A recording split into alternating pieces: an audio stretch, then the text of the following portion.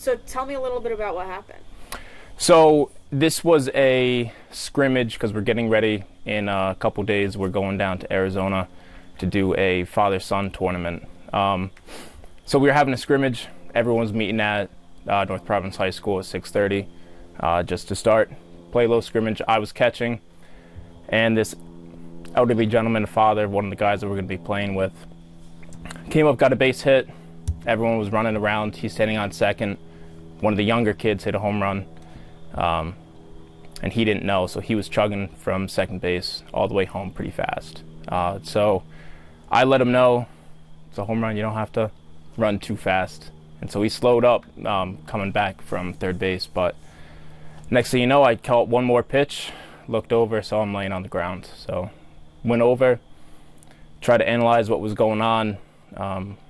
I thought he was seizing because of the way he was postured, but I kept analyzing a little bit more, and I couldn't find a pulse on him. So unfortunately, I had to start CPR, and unfortunately it was right in front of his child too. So that was pretty, and I didn't know that was his kid at the moment. So I was just, these are all new guys to me, new families, so I've never really met any of them.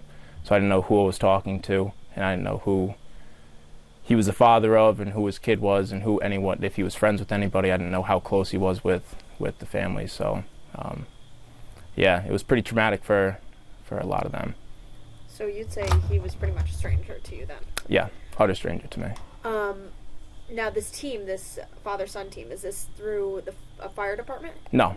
So my girlfriend and her family, her father, who I've played baseball against over in Newport for the Sunset League, he goes down there with his family every year, and so he brings a whole group of other guys that he's friendly with. I just don't know how close some of them are with each other, because it might be a friend of a friend or whatever. But yeah, so that's where this came along. So they had a couple guys drop out, and then they asked me if I wanted to come play, and I said, yeah, absolutely.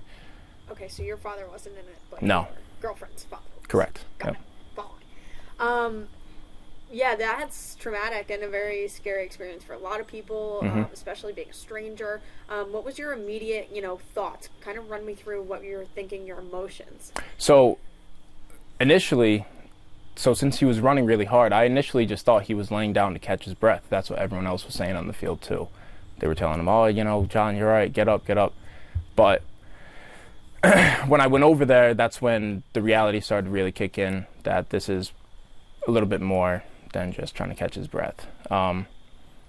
So I don't really know. It was kind of a initial scare for everybody, and then everyone started huddling around, and there wasn't anyone to really orchestrate, the next moves. So I just had to do what I'm trained to do, and thank God that, it's very basic life support measures that I did. Everything else we do on the trucks, that's out of what I was able to do at the moment, because I don't have my tools and equipment. But the basic life support techniques that, I'm trained on through my EMT classes, it just becomes second nature at some point in time, so. So you were the only one who really was qualified to give CPR then? Yeah. Yep. And it was a last minute thing for you to really even be a part of this. Yep. Wow. Yeah, so God works in awesome ways, and I played a softball game earlier that day, and I was pretty tired, and I was driving up with Steph, my girlfriend, and I was saying, I don't really know if I want to play today. Maybe we should just go home. And I was like, no, I'm already up here. Might as well stay. So thank God we didn't go home, because that would have been a very different outcome, Yeah, that's crazy. Yeah. So how long were you doing CPR before paramedics? So one of the funny things about doing solo CPR, even just in our trainings too, it feels like forever. Like time really, really slows down. So it might have felt like 10 minutes for me, and for other people watching it might have felt even longer, but in reality it was probably 4 minutes or so. So it was probably a minute of like sizing the scene up and getting everything under control, and then 4 minutes of me doing CPR, and then the medics arrived on scene. So. And he was taken to the hospital. Yep. Where he still is. Yep. Have you talked to him? Has he said anything to you? I haven't talked to him yet. So Dom Coro, my girlfriend's father, he went up to he went up there and visited. And so he was up and talking in the hospital that night, which is pretty amazing. So he's using his phone that night, calling his family, and his kid was up there with him, the one that we were playing with. So beyond that, no, I haven't spoken to him yet. I'm looking forward to it at some point in time. But yeah, at this moment, he needs the time with his kids and his family. That's what's most important. So. When again did this happen? Last night. Last night. So this is brand new. Yeah. How does it feel to, I think it's safe to say, you could be credited with saving somebody's life? So I guess I really wouldn't look at it that way. That's not really I didn't save his life just by myself, right? So everyone else that was there on the baseball field too, we had people calling 911, we had people searching for an AED. Other people were attempting to do things to help, and without them doing that, and without the ambulance that arrived on scene and the firefighters that helped save his life there too, there would have been nothing I could have done by myself on scene to bring him back. It was North Providence Fire who showed up with the equipment that ended up ultimately saving his life. I just helped in that process. Early CPR is a big key, because this was my first watching somebody drop and performing CPR. I've done too many at our fire department in Warwick, but I've never seen someone drop and started CPR that fast. So by the time we normally get on scene, it's fairly too late to bring him back in the capacity that he's back at. So yeah, I guess you can credit me with giving him the ability to be where he's at now. But yeah, ultimately the firefighters in North Providence, they're the ones that really supplied the tools to save his life. You've never really done anything like that off duty? No. Gotcha. No. Nope, I'm always wearing my badge and my uniform when I'm doing something like that. So it was pretty atypical for me to be wearing especially baseball stuff and catcher's equipment doing CPR, and that's it's pretty different, especially in a public facility too.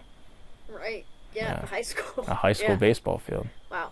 So you feel like it was just, what you're trained to do, and what you do on the job. Yeah, but that's, I was trying to explain it after the fact too. I really didn't, you just stopped thinking at some point in time. My brain went right back into work mode. So it wasn't, I'm thinking about catching or baseball or what I'm doing later. I'm back at work. So you got to do what you have to do. And luckily the training, I didn't have to think too much about my training anymore. It just walked out of me naturally, which is great. When do you leave for Arizona? Tomorrow. Okay, got it. Tomorrow afternoon. Wow, is he going to be going with you guys? Do you know? No, I don't believe so. And even if he could or his kid could, I don't think that's probably best for them right now. I think they should cherish the time that they have together and the amazing ability that they can still spend their lives together. I think they should cherish that here, where he's comfortable and where he could get seen by doctors if he needs to. So. Anything else that you want to say that I have not asked you? Oh, honestly, I think everybody, and for me, this is the biggest hope that I get for all those. There's a couple really young kids that were on that baseball field, a couple college-aged kids.